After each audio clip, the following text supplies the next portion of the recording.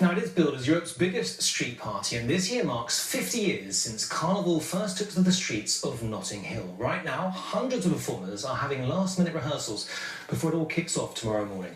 Valley Fontaine is warming up with some of them now for us. And Valley, how's it looking? I'm here in Notting Hill where plans are underway for this, the 50th Notting Hill Carnival. On the way here, we saw the barriers up in the streets. The seamstresses are putting the finishing touches to their costumes. And as you can hear, the steel bands are playing behind us. Earlier, I spoke to some of those involved in the Notting Hill Carnival over the last 50 years. This is the Notting Hill Carnival in the late 60s.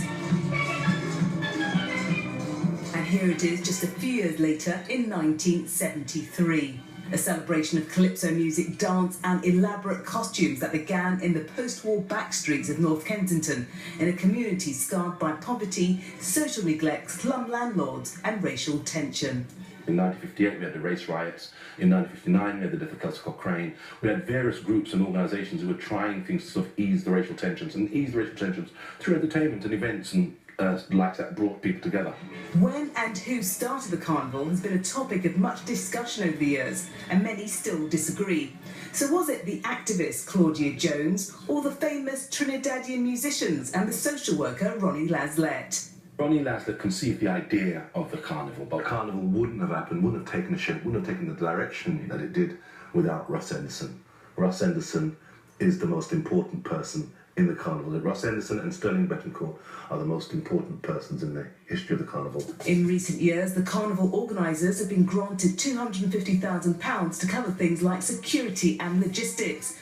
But the event is mainly funded by those who work year-round to get the show on the road.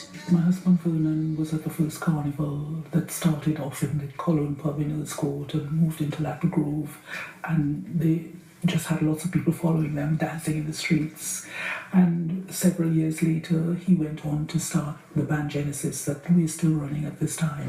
Over the last 50 years, the Carnival has become one of the biggest street festivals in Europe, attracting over 1 million visitors and contributing up to £93 million a year to London's economy. We were very successful. We had major sponsors who really worked together with us and showed us how to improve the event. Since then, it has not been so great. They haven't had a sponsor, but who knows why. But all I know is that there is a legacy, and that legacy is the fact that the Notting Hill Carnival model is being well sought after the world over.